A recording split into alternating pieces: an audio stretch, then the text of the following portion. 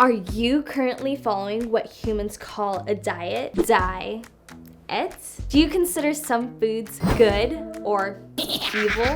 Are you following food laws told to you by your friends or, I don't know, an influencer? Like, don't get me wrong, I think influencers are great, but am I gonna trust them with my life? Probably not.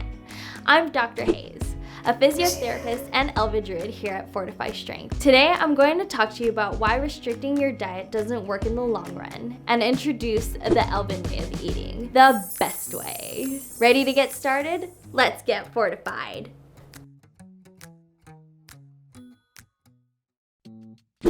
Before we get started, I want to remind everyone that this isn't individualized advice for anyone, but just us sharing some of the research that supports the idea that there is a better way to a healthier living than restrictive dieting. Always check in with a cleric or other healthcare providers before making drastic changes to your lifestyle. With that said, let's dive in. You humans are in such a hurry all the time. I would be too if I only lived for, 70 years? So short. Oh, that's so cute. So it makes sense that you'd be obsessed with finding the quickest and easiest way to do things. For some stuff, that's great. I'm always so excited with the crazy inventions you guys come up with. They're so cute. However, when it comes to your health, quick fixes are not the answer. Our elven scribes have studied these things for years, and they've found out this. It's super hard to lose weight and keep it off.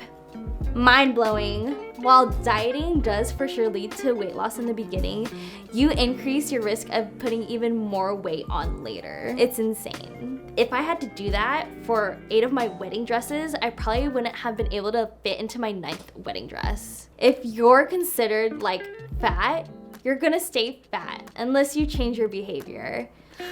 Oh my God, that really scared me. It read my mind.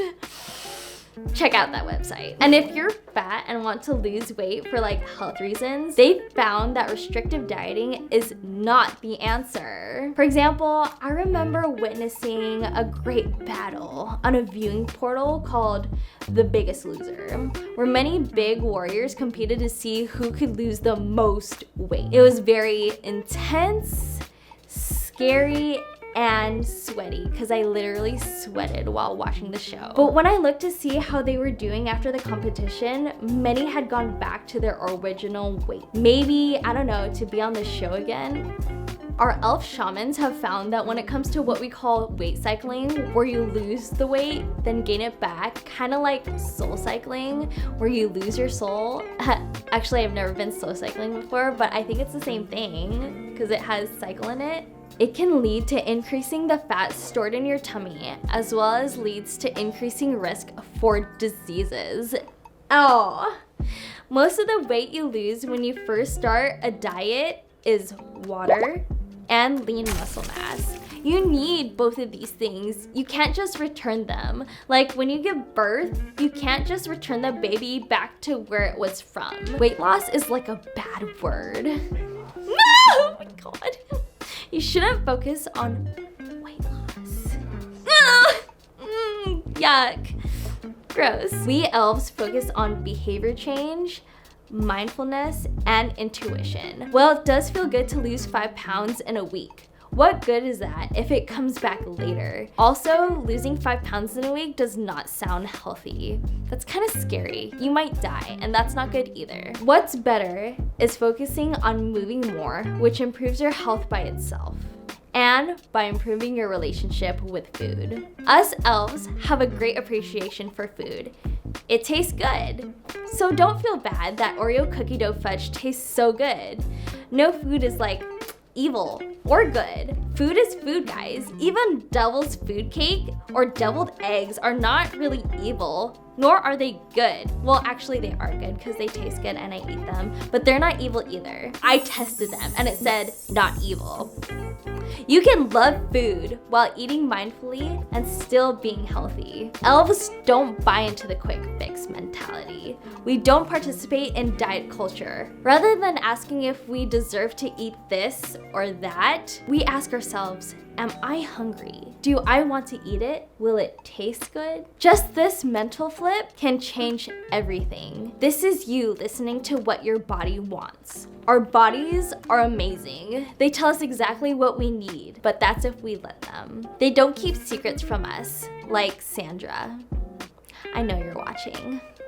In the busy world of you humans, I think the noise makes it hard to listen. When we restrict our diets, we deprive our body of adequate nutrients and energy that come from carbs, protein, fat, and fiber. A deficit in any of these will make you binge and overeat. Rather than saying we need to eat less of something, we see what new things we can add to our diet to make it more satisfying. For example, avocado and toast. What's it missing? More protein. What do you put on it? Egg or banana. We love exploring different foods and having a variety of options. We listen to the wisdom of the sages. Rather than folk stories, we listen to what the elven scholars have found through their study. We don't eat pickle juice to detox ourselves because an influencer told us to. Like, what is even pickle juice? Oh, do you milk the pickle to make pickle juice? We listen to our bodies. If we're hungry, then it's our body telling us it needs more nutrients. It's the same thing with thirst. If you're thirsty, you have a drink. If you're sleepy, you sleep. Or if you want to stand, you stand. If you want to catch a ball, if you don't want to catch a ball, if you want to text a person back, then text them back. If you don't want to text them back, then don't text them back. Or did he not text me back? Here's a quick Druid ritual to check on your hunger. Be still, be quiet. Place your hand on your belly. Then breathe deeply. Check in. Are you hungry? Do you feel hunger sensations? Words you can use to describe these could be tired, painful, lightheaded, aching. Try to label it. Now you can do this before, during, and even after your meal. This can help you be more mindful when you're eating. This is called honoring your hunger, and practicing it will help you reset your connection to what your body is telling you. Once you've mastered this, overeating becomes a chore rather than a habit. When you are synchronized, you'll eat exactly what your body needs and enjoy doing it as well. Elven Druids also learn to love movement and exercise. It's not a chore for us. We don't exercise to lose weight. We do it because it energizes us. It feels good, and it's fun. Guys, it's so fun. It's so much fun.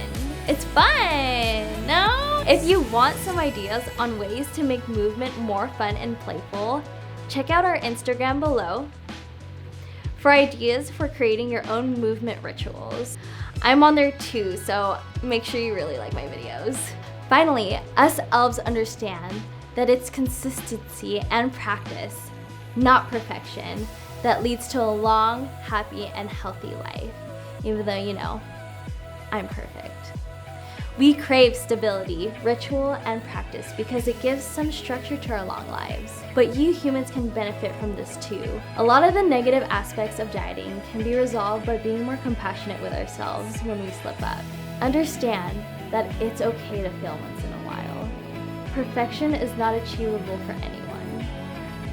Well, except for me.